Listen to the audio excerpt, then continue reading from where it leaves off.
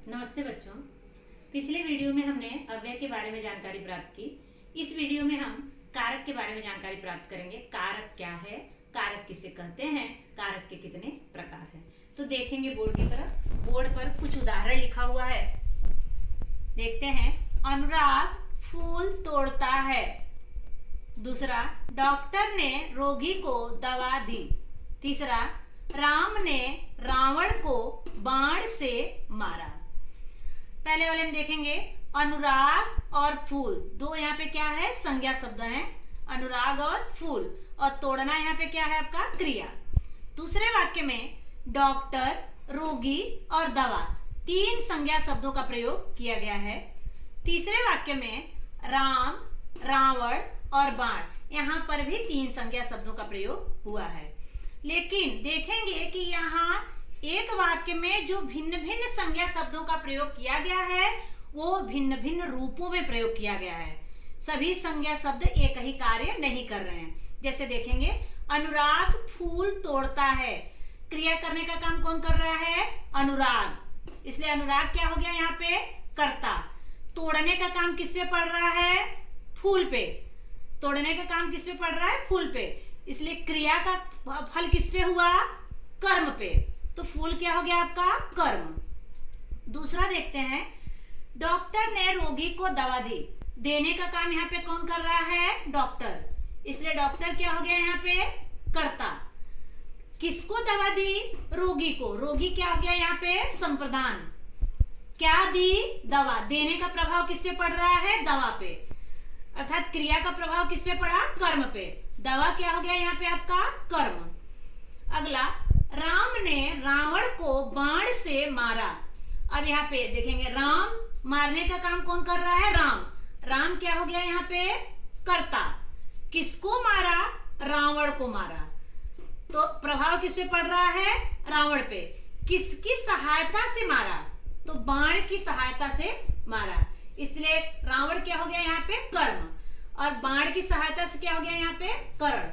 अब यहाँ देखेंगे कि जिस वाक्य में संज्ञा या सर्वनाम भिन्न भिन्न रूपों में प्रयोग किए जाते हैं और उन भिन्न रूपों का संबंध क्रिया के साथ, देखेंगे क्रिया के साथ जोड़ा जाता है, उसे ही क्या कहते हैं, कारक कहते हैं। आप समझ गए कि जब किसी वाक्य में संज्ञा या सर्वनाम शब्द भिन्न भिन्न रूपों में प्रयोग किए जाते हैं और उन रूपों का संबंध क्रिया के साथ स्थापित होता है या जोड़ा जाता है, उसे हम क्या कहते हैं, कारक कहते हैं। तो देखे हैं कारक की परिभाषा को।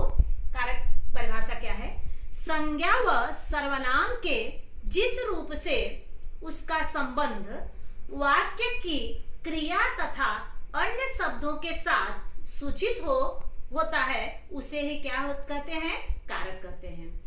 संज्ञा व सर्वनाम के जिस रूप से उसका संबंध अन्य शब्दों तथा क्रिया के साथ सूचित हो, उसे ही क्या कहते हैं, हम कारक कहते हैं। कारक के जैसे सेठ ने एल्बम खरीदा। सेठ ने एल्बम खरीदा। अब यहाँ पे देखिए संज्ञा, दोनों संज्ञा है, इनका संबंध किससे जुड़ रहा है, क्रिया से जुड़ रहा है। नदी में पानी कम है, यहाँ पर भी देखेंगे पानी और नदी दोनों संज्ञा है, और यहाँ पर ये कम जो है ये आपकी विशेषता बता रहा है, तो ये दोनों जुड़े हैं क्रिया के साथ, इसलिए यहाँ पर भी क्या हो गया, आपका कारक हो गया। तो प्यारे बच्चों, अब जानेंगे कि संज्ञा या सर्वनाम का किन किन रूपों में प्रयोग किया जाता है। उन्हीं के आधार पर कारक के प्रकार बताए गए हैं कि कारक के मुख्य कितने प्रकार हैं, 8 प्रकार हैं। कितने प्रकार, 8 प्रकार। पहला कर्ता कारक, दूसरा कर्म कारक, तीसरा करण कारक, चौथा संप्रदान कारक, पांचवा अपादान कारक, छठा संबंध कारक, सातवां अधिकरण कारक और आठवां संबोधन कारक। ये आपके 8 कारक हैं। 8 कारकों के अलग अलग रूपों में प्रयोग किया जाता है, 8 का। पहला है कर्ता कारक। कर्ता का क्रिया करने के रूप में प्रयोग किया जाता है। करने वाला कौन होता है, क्रिया, कर्ता। कर्म, जिस पे क्रिया का प्रभाव पड़ता है वो आपका कर्म हो जाता है। करण कारक, जो साधन के रूप में प्रयोग किया जाता है, सहायता जिससे ली जाती है, उसकी सहायता से कार्य पूरा होता है, वहां हो गया आपका करण कारक। संप्रदान कारक, जिसको दिया जाता है या जिसके लिए कुछ काम किया जाता है, वो आपका हो गया संप्रदान कारक। अपादान कारक, जो एक वस्तु या एक व्यक्ति से दूसरे व्यक्ति में भिन्नता बताई जाती है या दूरी बताई जाती है, अलगाव होता है, वहां पे होता है आपका अपादान कारक। संबंध कारक, जहां पे एक संज्ञा शब्द का संबंध दूसरे संज्ञा शब्द के साथ जोड़ा जाता है, वहां पे आपका हो गया संबंध कारक। अधिकरण कारक, जिसके माध्यम से, जिसका आधार लेके कार्य किया जाता है, वो हो गया आपका अधिकरण कारक। और अगला है संबोधन कारक, जो संबोधित करके किया जाता है। अब देखेंगे कि कारक के अलग अलग विभक्तियां हैं, चिन्ह हैं। विभक्ति यानी परसर्ग इनको कहते हैं। वे चिन्ह, ये विभक्ति क्या है? वे चिन्ह जिनके माध्यम से संज्ञा या सर्वनाम शब्दों के रूपों को वाक्य के अन्य शब्दों के साथ जोड़ा जाता है, उसे ही हम क्या कहते हैं? विभक्ति कहते हैं। विभक्ति में हम देखेंगे कर्ता का चिन्ह है ने, कर्म का को, करण का से के द्वारा, संप्रदान का के लिए को, अपादान का से, संबंध का काकी के रारी रे, अधिकरण का में पे पर, संबोधन का हे अरे। अब देखेंगे कर्ता का ने, कर्ता का, करने वाले में ने का प्रयोग होता है। वो भी ध्यान रखना है कि वर्तमान और भविष्य काल में ने का प्रयोग नहीं होता है, ने का लोप होता है, भूतकाल में ने का प्रयोग किया जाता है। कर्म का को, जिस पे क्रिया का प्रभाव पड़े। करण का से, जिसके द्वारा कार्य पूरा हो या जिसके द्वारा कार्य किया जाता हो। संप्रदान, जिसके लिए कार्य किया जाता हो। अपादान, जो एक दूसरे से अलग हो, जैसे पेड़ से पत्ते गिरते हैं, पत्ते पेड़ से क्या हो रहे हैं? अलग हो रहे हैं। मैं गांव से आ रहा हूं, मैं गांव से क्या हो गया? अलग हो गया, आ रहा हूं मैं। संबंध में काकी के ज्यादातर काकी के जो है वो संज्ञा शब्दों के साथ प्रयोग किया जाता है, और रारी रे जो है सर्वनाम शब्दों के साथ प्रयोग किया जाता है। अधिकरण में पे पर, अब ये या तो अंतर होता है या तो बाहर होता है। जैसे घर में अंदर हो गया, पेड़ पर बाहर हो गया। संबोधन हे अरे, यहाँ पे संबोधित करके, चाहे वो शोक हो, दुख हो, घृणा हो, जो भी हो, संबोधित करके बताया जाता है। ये आपके 8 प्रकार हैं, विभक्ति हैं। कर्ता कारक, कर्म कारक, करण कारक, ये सारे 8 कारकों की 8 विभक्तियां हैं। इन्हीं विभक्तियों के माध्यम से हम कारक पहचानते हैं।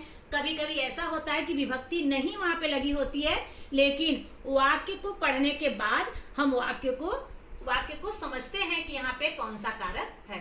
अब देखिए उदाहरण के माध्यम से मैं 8 कारक को इसमें बांध के एक वाक्य बनाई हूं।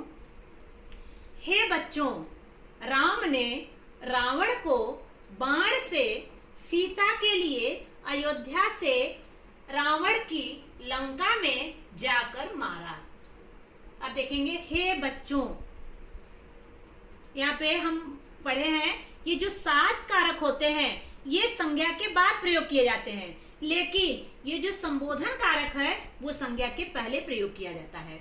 अब देखेंगे हे बच्चों, ये क्या हो गया आपका? संबोधन कारक। राम ने क्या हो गया आपका? कर्ता।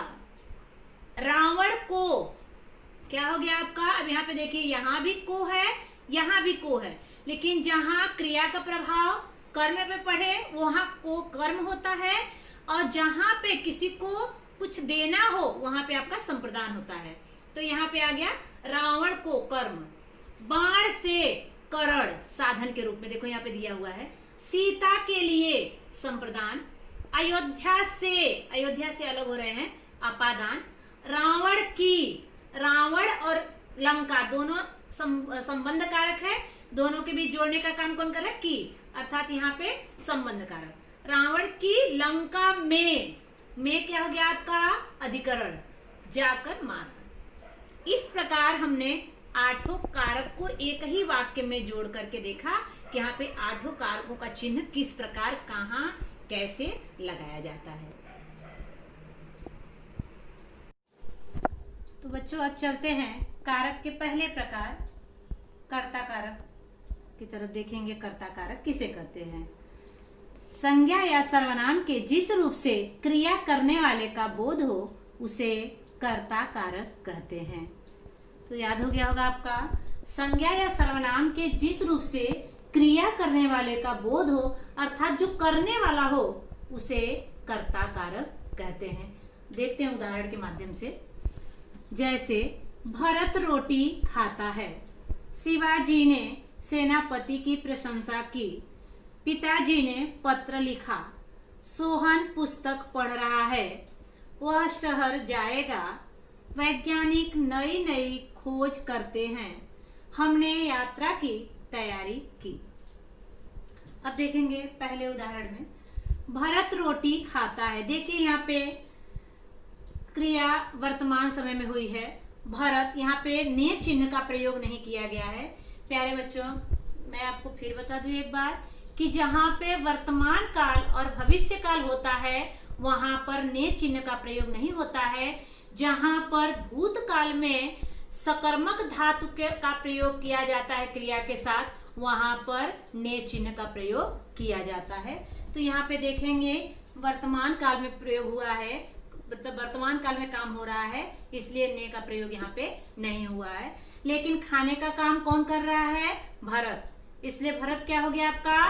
कर्ता कारक। शिवाजी ने सेनापति की प्रशंसा की, प्रशंसा करने का काम कौन कर रहा है? यहाँ पे शिवाजी कर रहे हैं। और यहाँ पे देखेंगे ने का चिन्ह भी है, इसलिए शिवाजी क्या हो गया आपका यहाँ पे? कर्ता कारक। पिताजी ने पत्र लिखा, लिखने का काम कौन कर रहा है यहाँ पे? पिताजी। करने का काम कौन कर रहा है? पिताजी, इसलिए पिताजी क्या हो गया आपका? कर्ता कारक। सोहन पुस्तक पढ़ रहा है, पढ़ने का काम कौन कर रहा है? सोहन, इसलिए सोहन क्या हो गया आपका? कर्ता कारक। अगला, वह शहर जाएगा, जाने का काम कौन कर रहा है? वह, यहाँ पे सर्वनाम शब्द का प्रयोग किया गया है। वह क्या हो गया आपका? कर्ता, कर्ता कारक। वैज्ञानिक नई नई खोज करते हैं। अब यहाँ पे देखिए खोज करने का काम कौन कर रहा है? वैज्ञानिक, इसलिए वैज्ञानिक क्या हो गया आपका? कर्ता कारक। हमने यात्रा की तैयारी की, हमने किसकी तैयारी करने का काम किसने किया? हमने, इसलिए हमने क्या हो गया यहाँ पे? कर्ता कारक। इस प्रकार भरत, शिवाजी ने, पिताजी ने, सोहन, वह, वैज्ञानिक और हमने, ये क्या है आपका? कर्ता कारक है, अर्थात करने वाला काम यही कर रहा है। जो भी काम कर रहे हैं, क्रिया कर रहे हैं, वो सारे क्या है आपके? कर्ता कारक है। अगला है आपका दूसरा कर्म कारक। देखेंगे कर्म कारक किसे कहते हैं? जिस वस्तु या व्यक्ति पर क्रिया का फल पड़ता है उसे सूचित करने वाले संज्ञा या सर्वनाम के रूप को कर्म कारक कहते हैं। जिस वस्तु या व्यक्ति पर क्रिया का फल पड़ता है उसे सूचित करने वाले संज्ञा या सर्वनाम के रूप को क्या कहते हैं? कर्म कारक कहते हैं। जैसे लेखिका ने गौरा को देखा, माली ने फूल तोड़े, किसान ने बैल को मारा, सीता ने रोटी खाई, बंदर ने मुर्गे को बचाया, कृष्ण ने अर्जुन को समझाया, चेतन पुस्तक पढ़ रहा है। ये आपके 7 उदाहरण हैं। पहले उदाहरण की तरफ देखते हैं। लेखिका ने गौरा को देखा, यहाँ पे लेखिका ने पढ़ चुके हम लोग। कौन सा कारक है यहाँ पे? देखने का काम कौन किया है? लेखिका। लेखिका क्या है यहाँ पे? कर्ता। किसको देखा? गौरा को। देखने का प्रभाव किस पे पड़ रहा है? गौरा पे। देखना क्या हो गया आपका? क्रिया, और प्रभाव क्रिया का किस पे पड़ता है? कर्म पे, अर्थात गौरा क्या हो गया यहाँ पे? कर्म। अगला, माली ने फूल तोड़े। अब माली ने क्या हो गया आपका? कर्ता कारक। किसको तोड़े? फूल को तोड़े। तोड़ने का प्रभाव किस पे पड़ रहा है? फूल पे। तोड़ने का प्रभाव किस पे पड़ रहा है? फूल पे। इसलिए तोड़ने का प्रभाव जब फूल पे पड़ रहा है तो फूल क्या हो गया आपका? कर्म कारक। तोड़ना क्या हो गया आपका? क्रिया।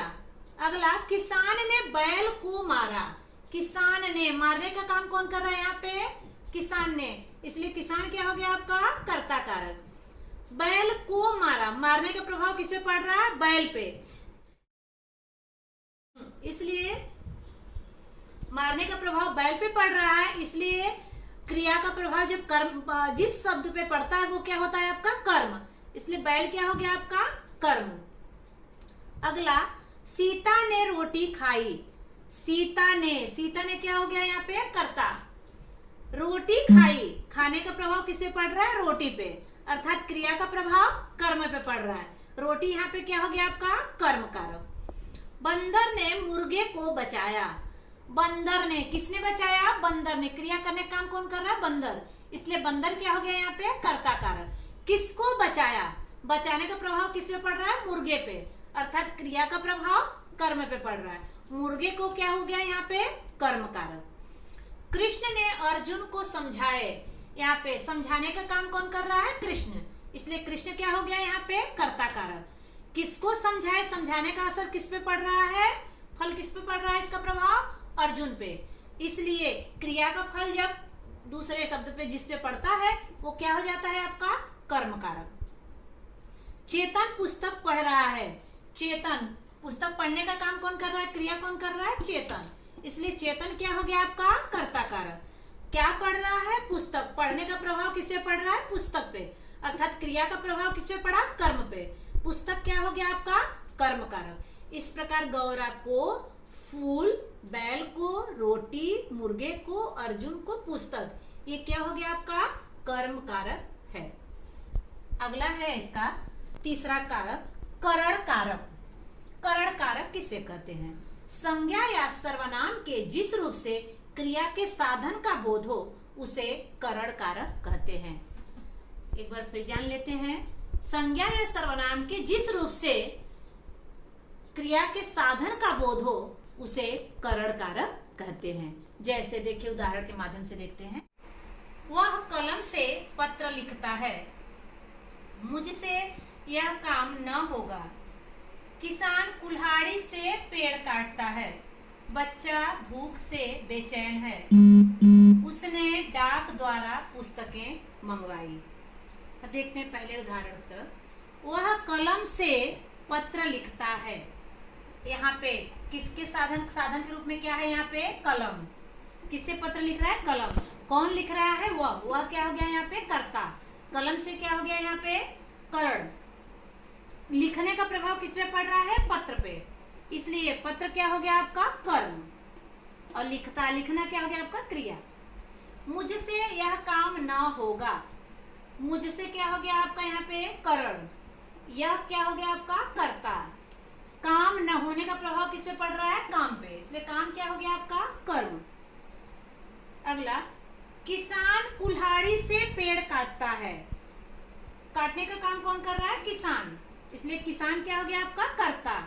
कुल्हाड़ी से साधन के रूप में क्या प्रयोग कर रहा है, कुल्हाड़ी, काटने का प्रभाव किस पे पड़ रहा है, पेड़ पे, इसलिए पेड़ क्या हो गया आपका कर्म, और कुल्हाड़ी से क्या हो गया आपका करण, और किसान क्या हो गया आपका कर्ता।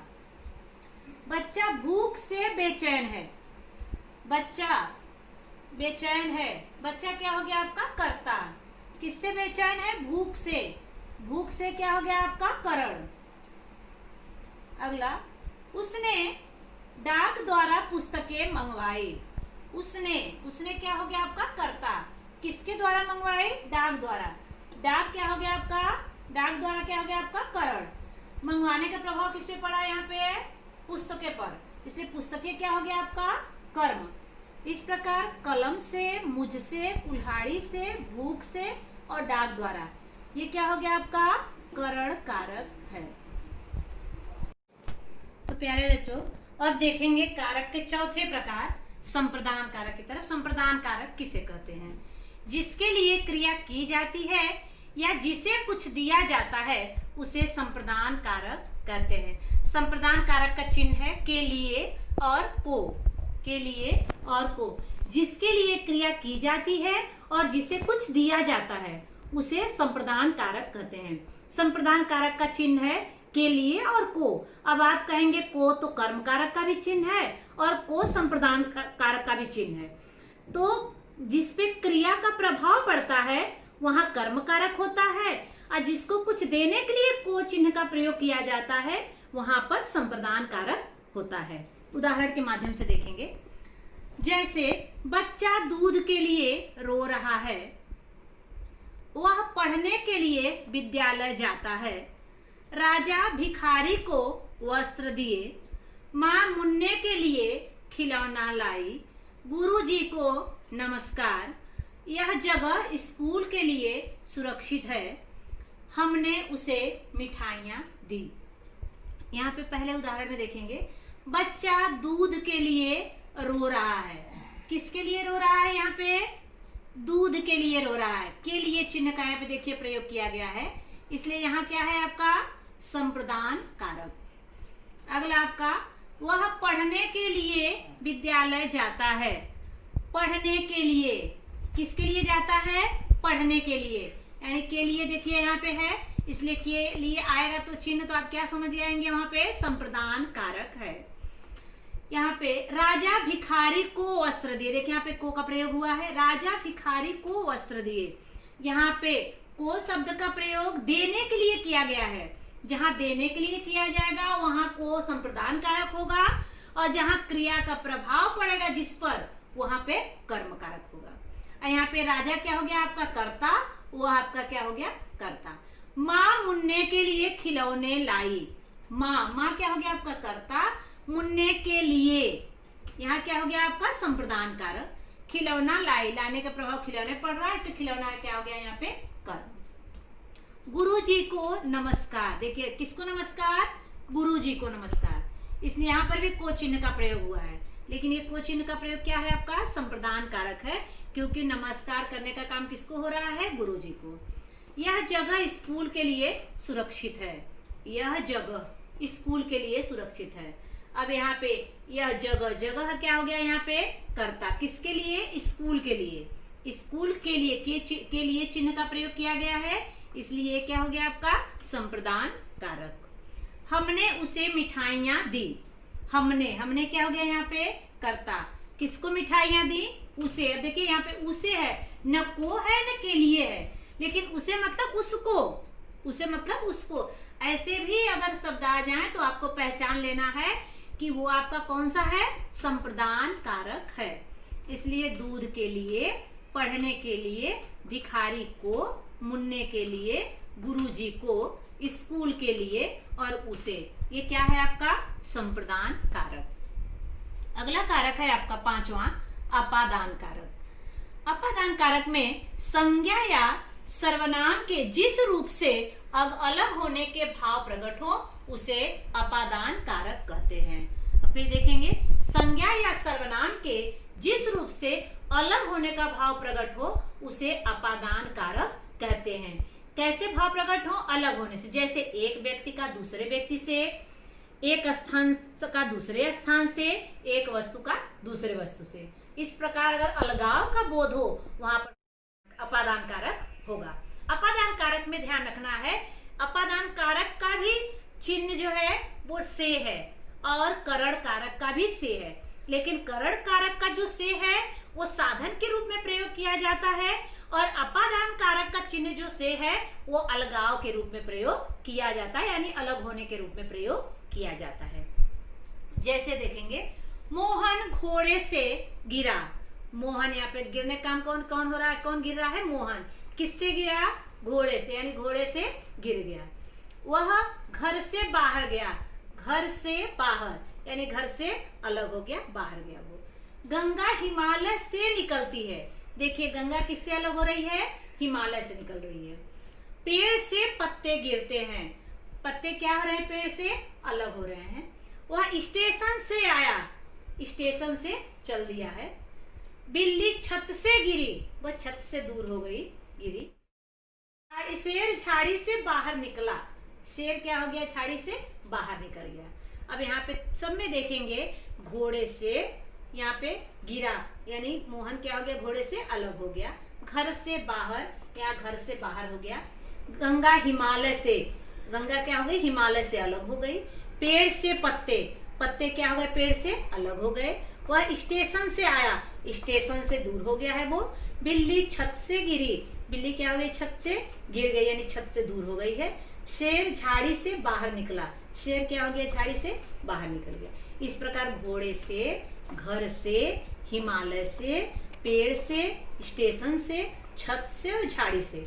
ये जितने आए होंगे देखो, एक तो से का प्रयोग हुआ है और से के साथ साथ अलग होने का दिखा रहा, अलग होना दर्शा रहा है यहाँ पे। इसलिए घोड़े से, घर से, हिमालय से, पेड़ से, स्टेशन से, छत से और झाड़ी से क्या हो गया आपका अपादान कारक है। तो अब देखेंगे कारक का छठा प्रकार कौन सा है। तो कारक का छठा प्रकार कौन सा है, संबंध कारक। संबंध कारक किसे कहते हैं, संज्ञा या सर्वनाम का दूसरी संज्ञा या सर्वनाम से संबंध बताने वाले शब्द रूप को संबंध कारक कहते हैं। एक बार फिर देखते हैं। संज्ञा या सर्वनाम का दूसरी संज्ञा या सर्वनाम से संबंध बताने वाले शब्द रूप को संबंध कारक कहते हैं। संबंध कारक क्या है, संज्ञा या सर्वनाम का दूसरी संज्ञा या सर्वनाम के साथ क्या करते हैं, संबंध दर्शाते हैं, वही आपका क्या होते हैं, संबंध कारक। संबंध कारक का चिन्ह है काकी के, रारी रे। काकी के का संज्ञा शब्दों के साथ प्रयोग किया जाता है और रारी रे का सर्वनाम शब्दों के साथ प्रयोग किया जाता है। तो आइए देखते हैं उदाहरण की तरफ। उदाहरण क्या है, पहला उदाहरण है यह राम का घर है। दूसरा, मोहन के कपड़े कहाँ हैं, मेरी पुस्तक यहीं थी, यह उसकी बहन है, आप मेरे घर चलिए, किसान की मेहनत पर पानी फिर गया, नदी का तट सुहावना है। अब यहाँ देखेंगे पहले उदाहरण में आप देखेंगे दो संज्ञा राम और घर, और दोनों के बीच संबंध स्थापित करने का काम कौन किया है, का। इसलिए राम का क्या हो गया आपका संबंध कारक। मोहन के, अब यहाँ पे मोहन और कपड़े दोनों क्या है, संज्ञा है, दोनों के बीच संबंध स्थापित करने का काम कौन कर रहा है, के। इसलिए मोहन क्या हो गया आपका संबंध कारक। मेरी पुस्तक, अब देखिए यहाँ पे मेरी क्या है आपका सर्वनाम, पुस्तक क्या हो गया आपका संज्ञा, लेकिन दोनों के बीच संबंध स्थापित करने का काम कौन हुआ यहाँ पे, री, मेरी। इसलिए मेरी क्या हो गया आपका संबंध कारक। यह उसकी बहन है, उसकी क्या हो गया आपका सर्वनाम, बहन क्या हो गया आपका संज्ञा, की क्या किया आपका सर्वनाम और संज्ञा के बीच संबंध स्थापित करने का काम किया, इसलिए उसकी क्या हो गया आपका संबंध कारक। आप मेरे घर चलिए, अब देखिए मेरे, रे क्या किया आपका, मेरे और घर के बीच संबंध स्थापित किया है, मैं और घर के बीच संबंध स्थापित किया है, इसलिए मेरे क्या हो गया आपका संबंध कारक। किसान की मेहनत, अब किसान और मेहनत दोनों क्या है आपके संज्ञा, और की क्या क्या है, दोनों के बीच संबंध स्थापित करने का काम किया है, इसलिए किसान की क्या हो गया आपका संबंध कारक। नदी का तट, नदी और तट सुहावना, दोनों क्या, तीनों क्या हो गया आपका संज्ञा, नदी और तट के बीच संबंध स्थापित करने का काम कौन कर रहा है, का, इसलिए नदी का क्या हो गया आपका संबंध कारक। राम का, मोहन के, मेरी, उसकी, मेरे, किसान की, नदी का, ये सब सारे क्या हो गए आपके संबंध कारक। अब देखेंगे, ध्यान रखेंगे कि यहाँ पर काकी के संज्ञा के बाद आया है और रारी रे भी संज्ञा के बाद आया है। थोड़ा सा मैं आपको याद दिला दूं कि हम लोग अव्यय पढ़े थे, अव्यय में मैं आपको बताई थी, संबंध सूचक अव्यय में आपको बताई थी कि उसके काकी के बाद जो चिन्ह आते हैं, काकी के चिन्ह के बाद जो शब्द आते हैं, आप समझ जाओगे कि संबंध सूचक अव्यय है, यही कारक का चिन्ह था। इसमें संज्ञा के बाद होता है और संबंध सूचक अव्यय में संज्ञा के पहले था। तो थोड़ा सा मैं आपको याद दिला दूं पिछले वीडियो के बारे में। तो आप चलते हैं अगले उदाहरण पे। सातवां इसका उदाहरण हो गया आपका, सातवां इसका प्रकार है अधिकरण कारक। अधिकरण कारक किसे कहते हैं, संज्ञा या सर्वनाम के जिस रूप से क्रिया के आधार का बोध हो उसे अधिकरण कारक कहते हैं। प्यारे बच्चों याद हो गया, एक बार और देख लेते हैं। संज्ञा या सर्वनाम के जिस रूप से क्रिया के आधार का बोध हो उसे अधिकरण कारक कहते हैं। जैसे देखेंगे, इसका चिन्ह है में और पर। अधिकरण कारक का चिन्ह है में और पर। में मतलब अंदर और पर मतलब इसके ऊपर। में मतलब अंदर और पर मतलब उसके ऊपर। अब देखेंगे उसके उदाहरण की तरफ। उदाहरण में पहला उदाहरण है गाड़ी में बड़ी भीड़ थी। अगला उदाहरण, सबकी आंखें सोहन पर लगी थी। अगला, वह कक्षा में बैठा हुआ है। अगला, बंदर पेड़ पर बैठा है। अगला, राजेश के हृदय में शांति न थी। अगला, वह फांसी के तख्ते पर भी मुस्कुरा रहे थे। अगला, मोर बाग में नाच रहा था। देखते हैं पहले उदाहरण में। गाड़ी में, देखिए यहाँ आधार माना गया है, गाड़ी में यानी गाड़ी के अंदर की बात हो रही है। यहाँ में चिन्ह आया तो आपको जान जाना अधिकरण कारक है। और कभी कभी में नहीं भी आए लेकिन किसका आधार माना गया, आधार के अनुसार भी हम उसके प्रकार के बारे में जानकारी कर लेंगे। तो गाड़ी में क्या हो गया आपका, अधिकरण कारक, क्योंकि गाड़ी के अंदर की बात हो रही है। सबकी आंखें सोहन पर, सोहन के ऊपर लगी हुई है। अब यहाँ पे पर है इसलिए पर भी क्या हो गया आपका, अधिकरण कारक। वह कक्षा में बैठा हुआ है। कक्षा में, यहाँ पे किसमें, कहाँ बैठा हुआ है, कक्षा में बैठा हुआ है, यानी कक्षा के अंदर बैठा हुआ है, इसलिए ये क्या हो गया आपका, अधिकरण कारक। बंदर पेड़ पर बैठा है, पेड़ के ऊपर बैठा है, इसलिए यहाँ भी क्या हो गया आपका, अधिकरण कारक। राजेश के हृदय में शांति न थी।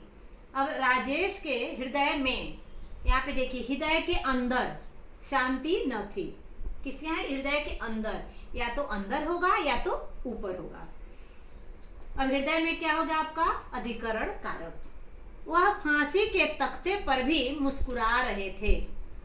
तख्ते पर यानी फांसी पे जब लटके थे तब भी वो मुस्कुरा, लटकने जा रहे थे, तख्ते पे खड़े थे, तख्ते पर यानी तख्ते के ऊपर। अगला है आपका, मोर बाग में नाच रहा था। बाग के अंदर, बाग में अर्थात बाग के अंदर। अब देखेंगे गाड़ी में, सोहन पर, कक्षा में, पेड़ पर, हृदय में, तख्ते पर और बाग में, क्या हो गया आपका, अधिकरण कारक। अगला है आपका 8वां कारक है संबोधन कारक। संबोधन कारक किसे कहते हैं? संबोधन कारक में संज्ञा के जिस रूप से चेतावनी देने, पुकारने, शोक व्यक्त करने आदि का बोध हो उसे संबोधन कारक कहते हैं। संबोधन कारक में संज्ञा के जिस रूप से चेतावनी देने, पुकारने, शोक व्यक्त करने, दुख व्यक्त करने, उत्साह व्यक्त करने के लिए जिन शब्दों का प्रयोग किया जाता है वो आपका क्या हो गया, संबोधन कारक है। हम पढ़े हैं कि बताए, मैं इसके पहले ही बताया कि जो 7 कारक हैं उसमें संज्ञा के बाद चिन्ह का, विभक्ति का प्रयोग किया जाता है, लेकिन जो ये संबोधन कारक है इसमें विभक्ति का प्रयोग संज्ञा के पहले होता है। उदाहरण के माध्यम से देखेंगे, जैसे हे भगवान अब क्या होगा। ये देखेंगे हे भगवान संबोधन का चिन्ह भी है, कभी कभी चिन्ह नहीं भी होता है लेकिन संबोधन पहले ही आया है, इसलिए क्या हो गया आपका, संबोधन कारक, क्योंकि विस्मय का चिन्ह भी लगा हुआ है। अगला है आपका बच्चों घर जाओ। यहाँ पे बच्चों देखिए संबोधित किया गया है, ये पहले ही किया गया है, बच्चों ही संज्ञा शब्द में ही ये संबोधन दिया गया है, इसलिए ये भी क्या हो गया आपका, संबोधन कारक। यहाँ पे विस्मय का चिन्ह है। माँ आप कितनी अच्छी हो। माँ, माँ भी क्या संबोधित किया गया है और यहाँ पे संबोधन का चिन्ह भी लगा है, अर्थात विस्मय का चिन्ह लगा है। बेटा मेरी एक बात मानना। मैं आपको पहले बताई थी कि आपको देखेंगे कि आप में पहले बताई थी विस्मयादिबोधक अव्यय में कि कभी कभी ऐसा होता है कि जिसमें विस्मय का चिन्ह न लग के सिर्फ कॉमा लगा रहता है, लेकिन वहां भी तीव्र मनोभाव रहता है, इसलिए वहां कॉमा रहेगा तो भी हम जानेंगे कि विस्मयादिबोधक अव्यय, यानी वो विस्मय का चिन्ह न हो तब भी हम जानेंगे कि विस्मयादिबोधक अव्यय था। उसी तरह से यहाँ पर भी देखिए, यहाँ पर कॉमा लगा है लेकिन यहाँ पे तीव्र मनोभाव व्यक्त हुआ है, बेटा मेरी एक बात मानना। ये भी क्या हो गया आपका, संबोधन कारक। अगला, पापा इसे काठमांडू क्यों कहते हैं। पापा, यहाँ पर भी क्या हो गया आपका, संबोधित किया जा रहा है। जैसे देखा बेटा भी संबोधित किया जा रहा है, फिर बेटा पापा को संबोधित कर रहे हैं, पापा भी संबोधित किया जा रहा है। अरे भाई हमारी बात सुनो। अरे भाई भी क्या किया जा रहा है, संबोधित किया जा रहा है। वाह घोड़ा तेज दौड़ता है। वाह भी क्या है, यहाँ पे संबोधन है, संबोधित किया जा रहा है। चिन्ह भी है और चिन्ह न रहे, कॉमा भी रहे, तो जो भी संबोधित किया गया शब्द होगा वो क्या होगा आपका, संबोधन कारक होगा। हे भगवान बच्चों माँ, बेटा, पापा, अरे भाई, वाह। ये क्या हो गया आपका संबोधन कारक हो गया। एक बार इसको और रिवीजन कर लेते हैं कि हम लोगों ने क्या क्या पढ़ा। हम लोगों ने हम लोग कारक किसे कहते हैं, उसके पढ़े हम लोग के कारक किसे कहते हैं। तो संज्ञा से सर्वनाम के भिन्न भिन्न रूप जो होते हैं, उसको क्रिया के साथ जो संबंध स्थापित होता है उसे ही हम कारक कहते हैं। फिर कारक के प्रकार के बारे में हमने जानकारी प्राप्त की। कारक के कितने प्रकार हैं, तो कारक के 8 प्रकार हैं। 8 प्रकार में पहला था आपका कर्ता कारक, दूसरा कर्म कारक, तीसरा करण कारक, चौथा संप्रदान कारक, पांचवा अपादान कारक, छठा उसमें था आपका संबंध कारक, सातवां अधिकरण कारक और आठवां आपका था संबोधन कारक। पहले का हम लोगों ने विभक्ति देखा कि जो चिन्ह लगाए जाते हैं, विभक्ति क्या है उसकी। तो पहले का चिन्ह था कर्ता का ने, कर्म का को, करण का से और के द्वारा, संप्रदान का के लिए और को, अपादान का से। अब देखेंगे से अपादान का भी है और से संबोधन का भी है, से अपादान का भी है और से करण का भी है। लेकिन दोनों से में अंतर है। जो करण का से है वो साधन के रूप में प्रयोग किया जाता है और जो अपादान का से है वो किसके लिए है, अलगाव के रूप में प्रयोग किया जाता है। ऐसे ही संप्रदान में भी के, को के लिए और को दो दिया हुआ है और को चिन्ह संप्रदान का भी है और को चिन्ह कर्म कारक का भी है। कर्म कारक में जहाँ पे क्रिया का प्रभाव कर्म पे पड़ता है वहां पे आपका कर्म कारक होगा और जहाँ पे किसी को देने के लिए को का प्रयोग करेंगे वहां पे आपका संप्रदान कारक होगा। इस प्रकार दोनों में अंतर है। अगला है अपादान के बाद संबंध कारक। संबंध कारक का चिन्ह है काकी के, रारी रे। काकी के का प्रयोग संज्ञा के साथ किया जाता है और रारी रे का प्रयोग सर्वनाम के साथ किया जाता है। अगला है उसका अधिकरण। अधिकरण में में पर, में मतलब अंदर होगा या तो ऊपर होगा, में पर। अगला है उसका संबोधन कारक। संबोधन कारक में हे, हो, रे, अरे। इस प्रकार ये जो है संबोधित, सबसे पहले इसमें 7 जो कारक पड़े, संज्ञा के बाद चिन्हों का प्रयोग किया जाता है। 8वां प्रकार जो संबोधन है उसमें संज्ञा के पहले ही संबोधित किया जाता है, ये चिन्ह का प्रयोग किया जाता है। इस प्रकार हम लोग कारक के 8 प्रकार के बारे में जानकारी प्राप्त किए। अभी मैं आपको घर काम दे रही हूँ।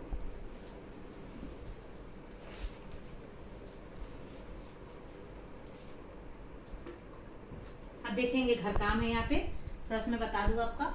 सोहन पुस्तक पढ़ रहा है। आपको देखना है इसमें से कौन कौन से कारक है, क्योंकि परीक्षा में आपको ऐसे ही आएगा, एक कोई वाक्य दिया रहेगा, आपको अगर 2 कारक उसमें दिए हैं तो अंडरलाइन करके आप दोनों कारक को लिखोगे, आधा नंबर का 2 आपका होगा। फिर अगला है उसने शेर देखा। मुसीबत में लोग भगवान को याद करते हैं। आपको पहचानना है इसमें से कौन कौन सा कारक है। हम बस से आगरा पहुंचे। मोहन ने पेंसिल से चित्र बनाया। यह श्रीमान के लिए मेरी भेंट है। राजा ने सेनापति को पुरस्कार दिए।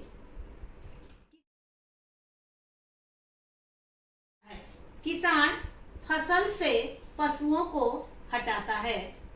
गाड़ी मथुरा की ओर जा रही थी।